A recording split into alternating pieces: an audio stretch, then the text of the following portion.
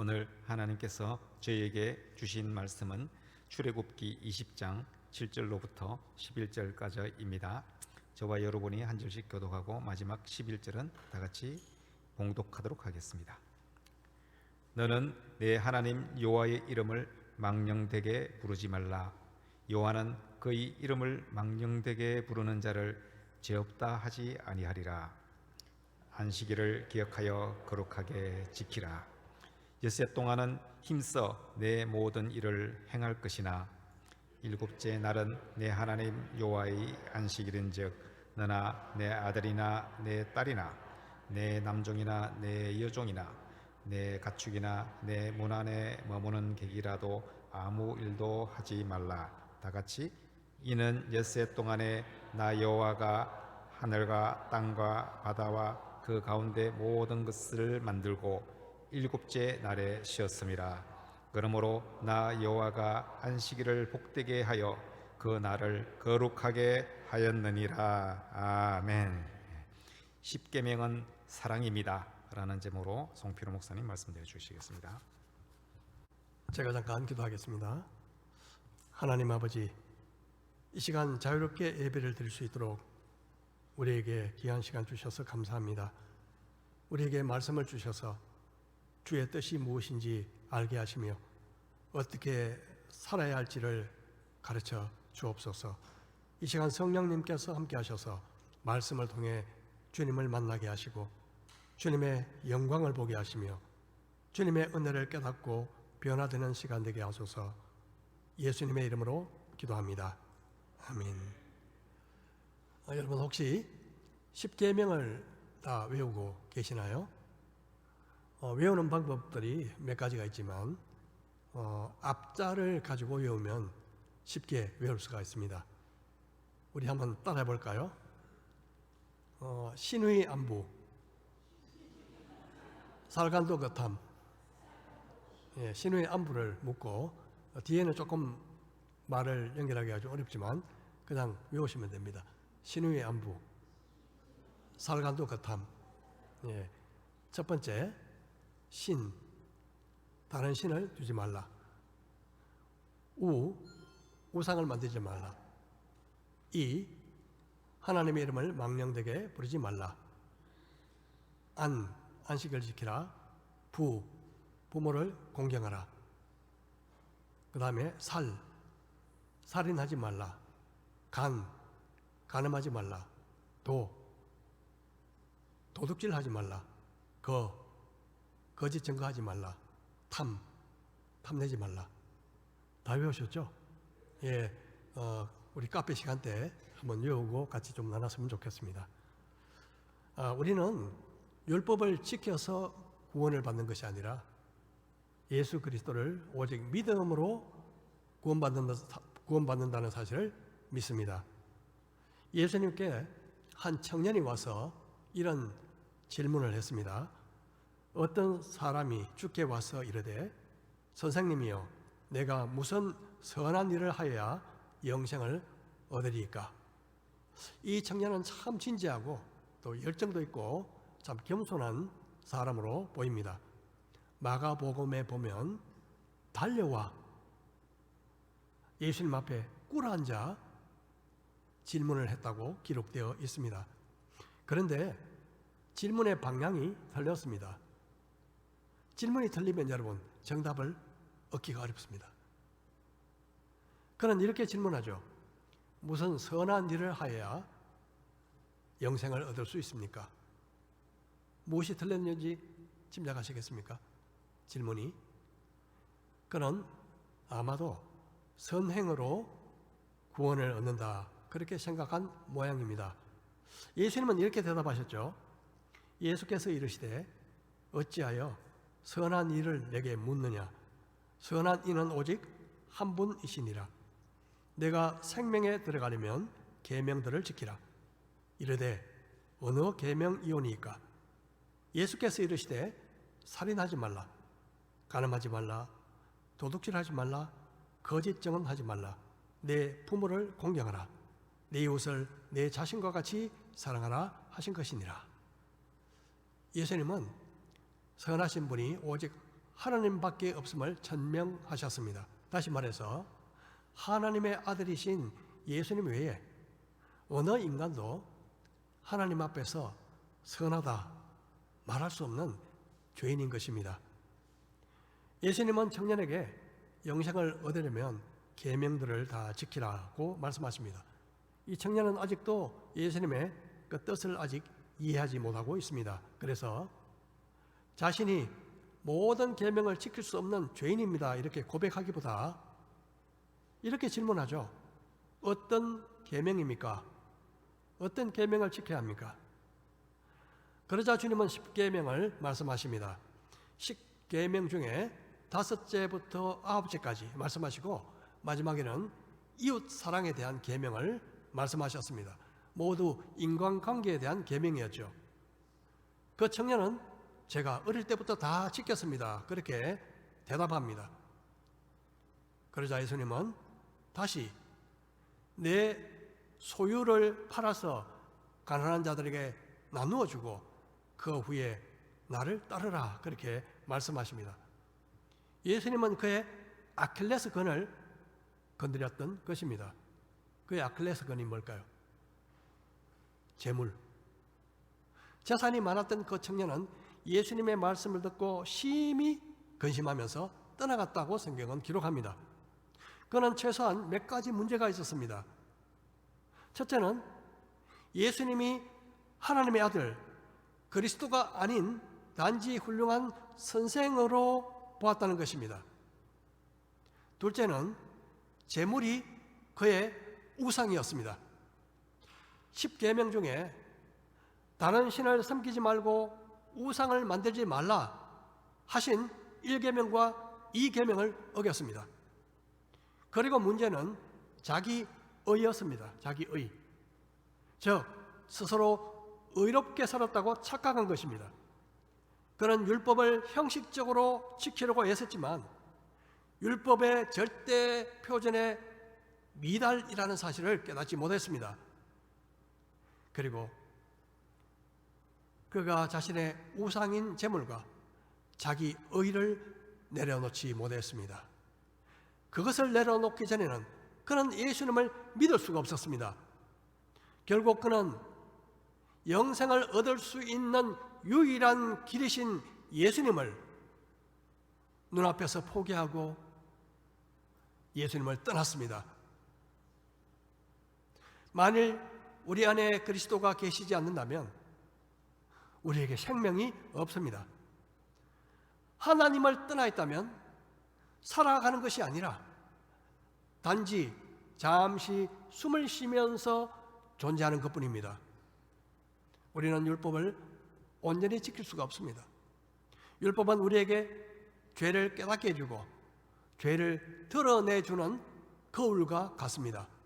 마치 CT나 MRI가 몸속에 있는 암 조직을 보여주듯이 율법은 우리가 절망적인 죄인이라는 사실을 보여주는 것입니다. 로마서 3장 20절에서 말씀합니다. 그러므로 율법의 행위로 그의 앞에 의롭다 하심을 얻을 육체가 없나니 율법으로는 죄를 깨달음이니라. 율법을 지켜서 천국 갈 수 있는 사람은 세상에 아무도 없습니다. 결국 율법은 우리에게 죄를 깨닫게 하고 그리스도가 필요하다는 것을 알게 하며 그리고 그리스도께 인도하는 선생님과 같습니다. 갈라디아서에서 이렇게 말씀합니다. 이같이 율법이 우리를 그리스도께로 인도하는 초등교사가 되어 우리로 하여금 믿음으로 말미암아 의롭다함을 얻게 하려 함이라. 만일 율법의 기능이 죄를 깨닫는 것이고 또 우리를 그리스도께 인도하는 역할이 율법의 기능이라면 우리가 율법을 지킬 필요가 있을까요? 율법을 지킬 필요가 없는 것일까요? 그렇지 않습니다. 예수님이 이 땅에 오신 것은 율법을 폐지하기 위해서가 아니라 완전하게 하시기 위해서 오셨다고 말씀합니다. 여기서 완전하다는 말은 성취하다는 뜻입니다. 예수님은 율법에 기록된 모든 말씀을 1.1획도 없이 모두 성취하셨습니다. 복음서에 보면 여러 군데에서 이렇게 말씀합니다. 이는 성경을 이루려 함이니라. 이는 성경을 이루려 함이니라. 여러분, 복음서를 읽어보면 이런 구절들을 볼 수 있을 것입니다. 심지어 주님은 십자가 위에서 목마르다 그렇게 말씀하셨는데, 이 역시 구약의 예언을 이루기 위한 것이었습니다. 마침내 주님은 십자가에서 마지막 숨을 거두시면서 다 이루었다 큰 소리로 선포하시고 운명하셨습니다. 그러므로 이제 우리는 율법을 지켜서 구원받는 것이 아니라 믿음으로 구원받았기 때문에 율법을 지키는 것입니다. 예수님을 진실로 믿는 사람이라면 당연히 우상숭배나 간음이나 도둑질을 하지 않을 것입니다. 그런데 산상수훈에 보면 주님은 율법의 표준을 단순히 겉으로 드러나는 행동뿐만 아니라 마음의 동기까지 포함한다는 사실을 우리는 알게 됩니다. 살인하지 말라가 아니라 미워하지 말라입니다. 간음하지 말라가 아니라 음란한 욕심을 품지 말라입니다. 이런 기준은 우리 힘으로 절대로 행할 수 없습니다.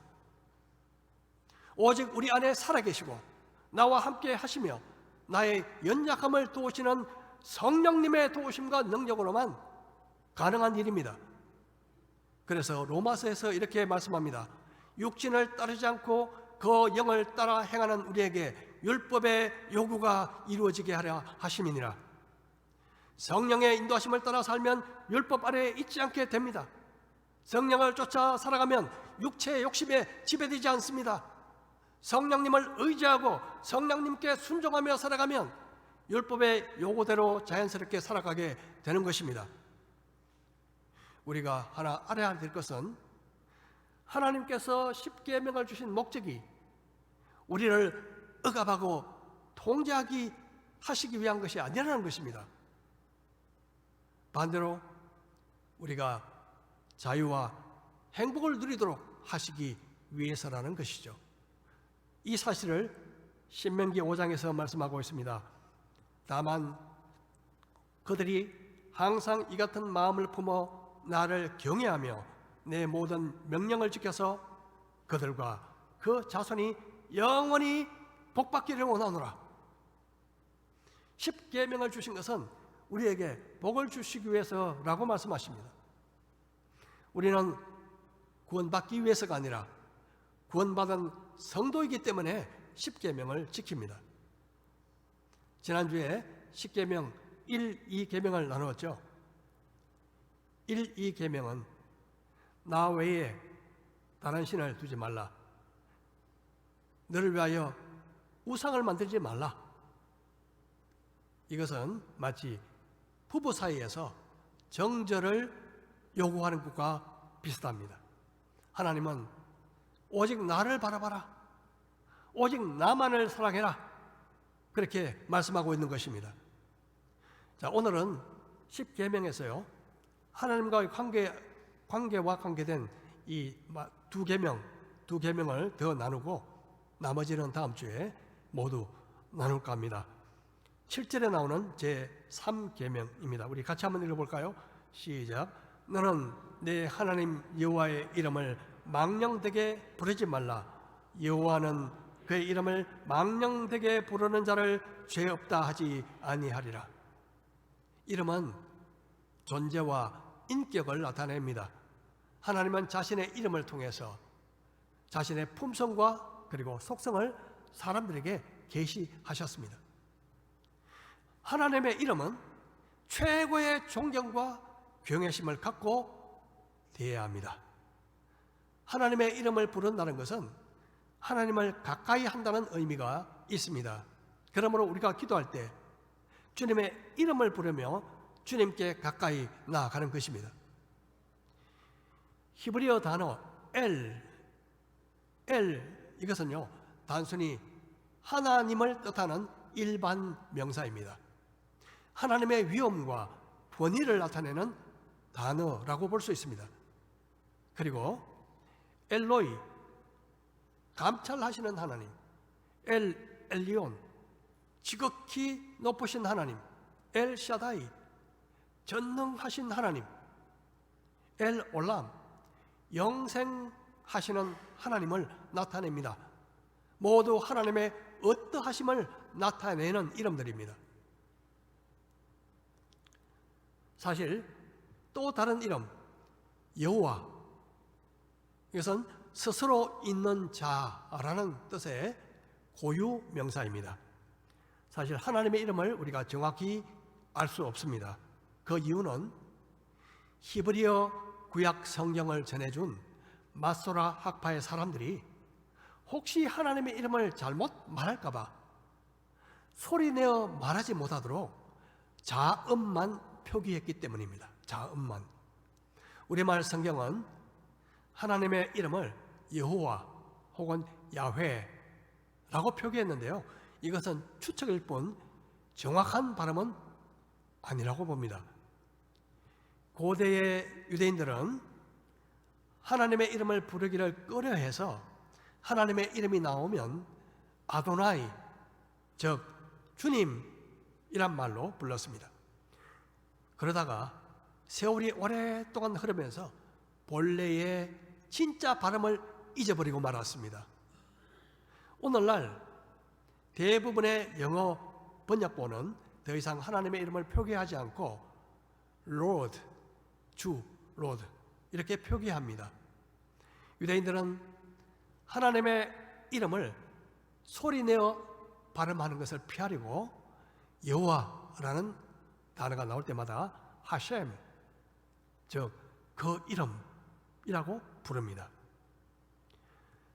여호와가 붙은 이름들이 있죠. 하나님의 이름, 여호와 로이, 여호와 라라고도 합니다.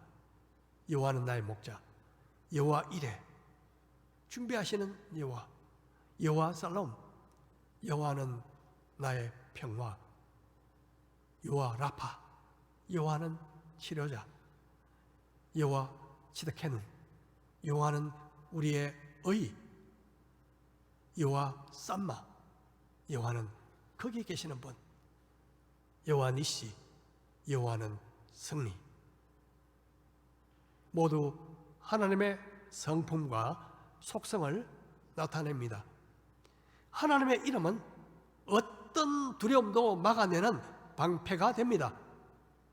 하나님의 이름을 망령되이 부른다는 것은 헛되이 쓸데없이 함부로 부르는 것을 말합니다. 하나님의 이름을 농담 혹은 희롱 등에 사용해서는 안 되는 것입니다. 너 내 말 듣지 않으면 하나님이 벌을 주실 거야. 하나님의 이름을 남용해서 겁을 준다든지 거짓말 하는 것도 하나님의 이름을 함부로 부르는 것입니다.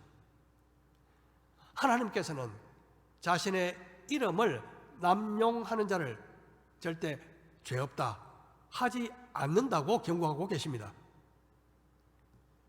우리는 모두 그리스도인들입니다. 그리스도. 이 그리스도라는 이름이 꼬리표처럼 우리에게 붙어 있습니다.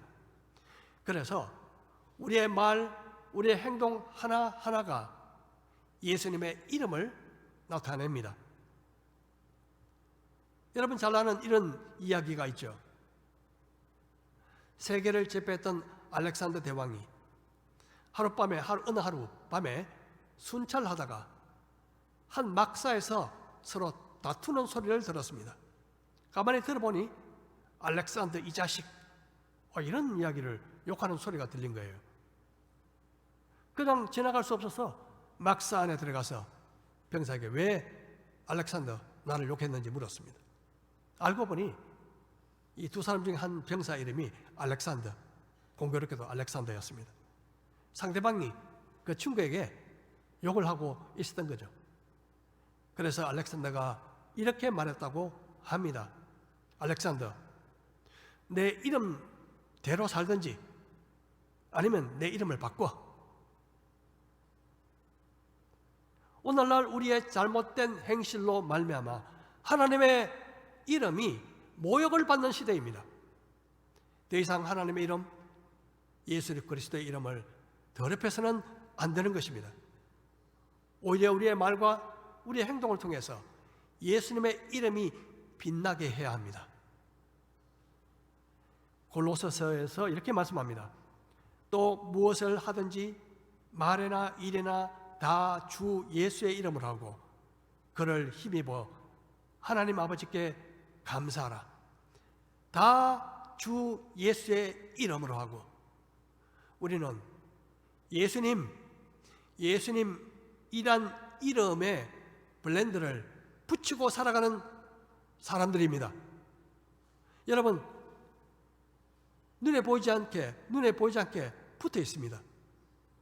우리 각자에게 예수 그리스도, 주님의 이름을 거룩하게 하는 삶을 살아가는 우리 모두가 되기를 축복합니다.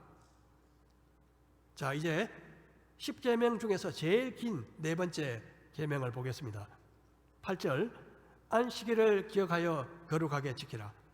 여섯 동안은 힘써 내 모든 일을 행할 것이나 일곱째 날은 내 하나님 여호와의 안식일인즉 너와 내 아들이나 내 딸이나 내 남종이나 내 여종이나 내 가축이나 내 문 안에 머무는 객이라도 아무 일도 하지 말라. 이는 여섯 동안에 나 여호와가 하늘과 땅과 바다와 그 가운데 모든 것을 만들고 일곱째 날에 쉬었습니다. 그러므로 나 여호와가 안식일을 복되게 하여 그날을 거룩하게 하였느니라. 10계명 네 번째는 안식일을 기억하여 지키라 하는 말씀입니다.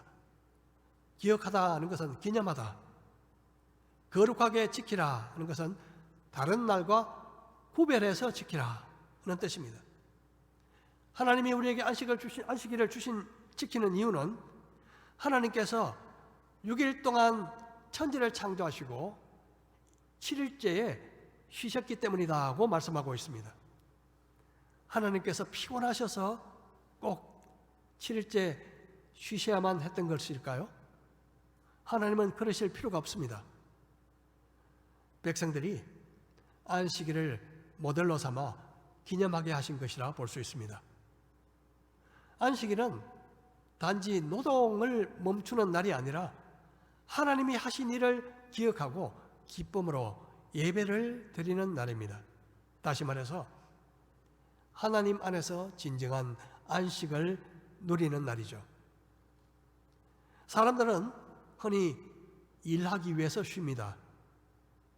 그런데 성경은 오히려 쉬기 위해서 일한다, 그런 뉘앙스가 많습니다. 여섯 동안 힘써 일하고 안식일에 쉬도록 하도록 하고 있기 때문입니다. 역사상 10계명 중에서 가장 논쟁이 된 계명이 바로 안식일 계명일 것입니다. 안식일은 원래 토요일입니다. 좀 더 정확하게 말하면 금요일 해질 때부터 토요일 해질 때까지입니다. 안식일에 대한 논쟁은 크게 두 가지로 볼 수 있는데요. 하나는 오늘날도 안식일을 지켜야 하는가 하는 문제입니다.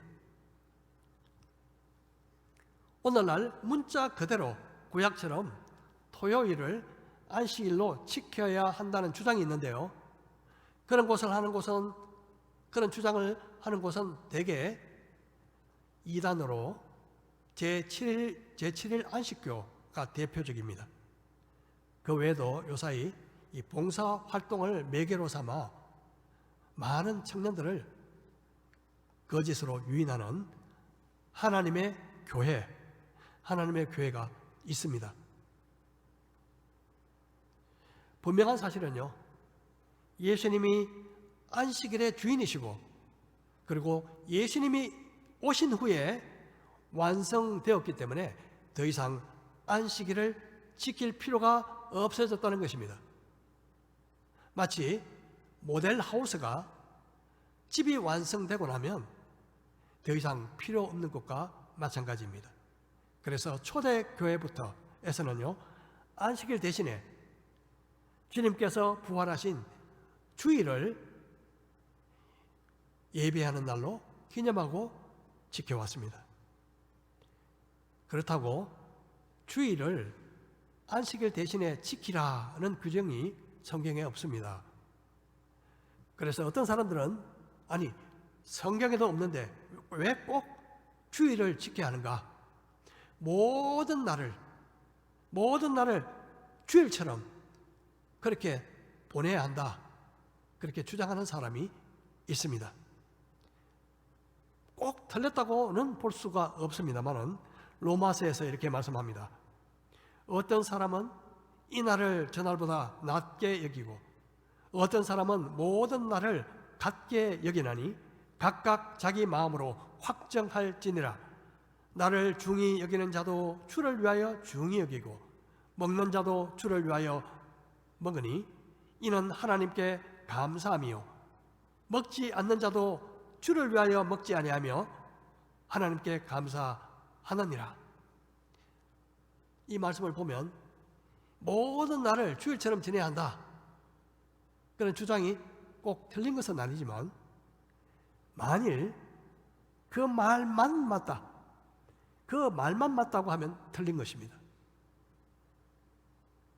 사실 매일매일 주일처럼 보낸다. 하루 종일 일해야 하는 현실에서 쉽지는 않을 것입니다.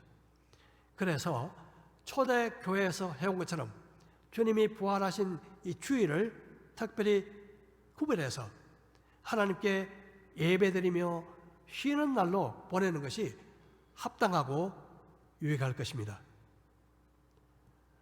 또 주일을 반드시 안식일처럼 지켜야 하는가 하는 문제도 있습니다.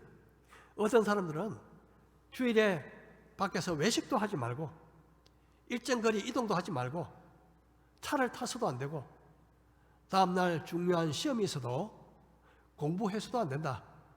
자, 이런 율법적인 준수를 주장합니다. 최근에는 많이 줄었습니다만은 사실 제가 대학생 때만 해도 어떤 교회에서는 구약의 안식일처럼 엄격하게 지키도록 했습니다. 요사이처럼 주일날 강단에서 이 드럼 치고 기타를 치다가는 불경스럽다고 쫓겨났습니다. 내일 중요한 시험이 있어도 주일 하루 종일 교회에서 살면서 예배와 봉사만 하는 경우도 가끔 있었습니다. 만일 주님을 경외하고 또 주님을 사랑하는 마음으로 그렇게 한다면 뭐라고 할 수 없지만 만일 율법을 지켜야 하기 때문에 그렇게 한다. 그것은 잘못입니다. 그런데요, 유대인들에게서 안식일의 정신을 배울 점도 많이 있습니다. 유대인들은 이 가정을 작은 성소, 즉 거룩한 장소로 봅니다.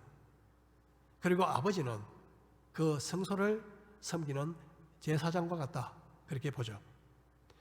안식일이 시작되는 금요일 저녁은 가족들이 다 모여서 한 주간 동안 기뻤던 일을 나누고 아버지가 가족들을 축복하며 잘 차려진 음식을 먹으면서 자연스럽게 성경의 가르침을 나눕니다. 함께 노래하며 책도 읽기도 합니다. 다음날 토요일 아침이 되면 회당에 모여 예배를 드리고 예배가 끝나면 포도주와 빵 그리고 과자를 나누며 서로 교제합니다. 오후에는 낮잠도 자고 산책도 하고 또 저녁에 자녀들과 같이 도서관이나 그리고 미술관을 가기도 하고 해질 무렵이 되면 촛불을 켜고 메시아 오기를 기다리는 기도로 새로운 한 주를 맞이합니다. 우리도 이 주일에 드리는 이 공적 예배도 중요하지만요. 이 주일에 가정에서 가족들과 함께 보내며 예배 드리는 것도 역시 중요하게 여길 필요가 있습니다. 한마디로 주일은 가정과 교회에서 드리는 예배, 그리고 적절한 휴식에 초점을 맞추는 것이 바람직하다고 봅니다. 오늘은 하나님의 이름과 안식일에 대한 계명을 나누었습니다. 우리는 계명을요 족쇄처럼 생각하기가 쉽습니다. 그렇게 생각하는 한 가지 이유는 사랑 없이 의무감만 남아있기 때문에 그렇습니다. 계명을 족쇄처럼 생각하는 이유, 사랑 없이 의무감만 남아있기 때문에 그렇습니다. 어떤 시인이 살고 있었습니다. 그 집에는 일하는 가정부가 있었죠. 그 시인은 늘 출근하면서 하는 일이 있었는데요. 메모지에다가 오늘 할 일 10가지 목록을 1번, 2번, 3번, 4번 쭉 메모로 쓰고 남기고 갔습니다. 그 가정부는 그 시인이 돌아올 때까지 그것을 완수해야 했죠. 1번, 서재 청소해놓기. 2번, 빨래 해놓기. 3번, 편지 붙이기. 뭐 이런 식이죠. 가정부는 그 일을 할 때마다 기쁨이 없었습니다. 늘 의무감에서 했기 때문에 그렇죠. 그런데 어느 날부터 이 시인과 가정부는 사랑에 빠졌습니다. 결국 결혼하게 됐죠. 결혼한 후에도 이 시인은 출근하면서 해야 할 10가지 목록을 여전히 써놓고 나갔습니다. 그런데 그 여인은 일하는 태도가 달라졌습니다. 과거에는 의무적이었지만 이제는 기쁨이었습니다. 왜냐하면 전에는 단지 그 시인이 복종해야 하는 주인이었지만 이제는 사랑하는 남편이었기 때문에 그렇습니다. 이전에 서재에 있던 많은 시집들이 있었습니다. 결혼하기 전에는 그저 먼지만 털고 이게 어떤 일거리, 아무런 흥미를 느끼지 못했던 남편의 시집이었지만 이제는 그 시 하나하나가 얼마나 가슴에 와닿는지 남편을 사랑하게 되니까 그 시조차 사랑하게 된 것입니다. 과거 우리가 율법 아래에 있었을 때는 의무감으로 살았습니다. 그러나 우리가 예수님을 만나 그분을 믿고 예수님을 사랑하게 되었을 때, 그리고 예수님이 우리의 신랑이 되셨을 때 우리에게 주신 계명이 똑같아도 이제는 짐이 아니라 기쁨이 되었습니다. 보기만 해도 잠이 오던 그 성경이 이제는 가장 사랑하고 좋아하는 책이 되었습니다. 주님을 사랑하게 되니까 일어난 변화입니다.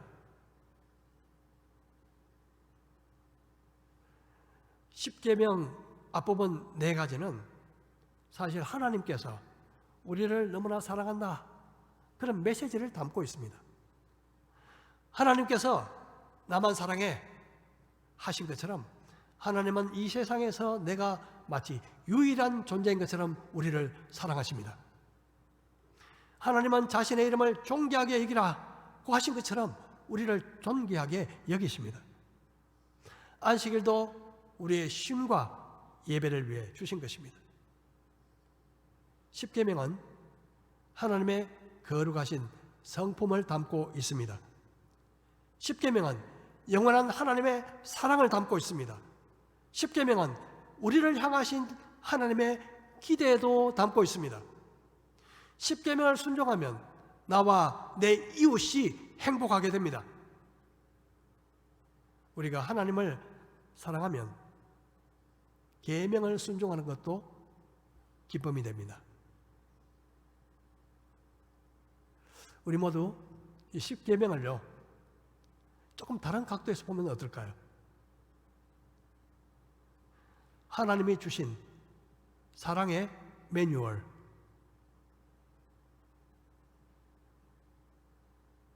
오늘도 하나님께서 나를 사랑하신 것처럼 마음을 다해 하나님을 사랑하고 하나님을 예배하고 그리고 거룩하신 하나님의 이름을 높이며 살아가시는 우리 모든 성도들 되시기를 주의 이름으로 축복합니다. 우리 말씀을 생각하며 우리 잠시 각자 기도하는 시간을 갖도록 하겠습니다.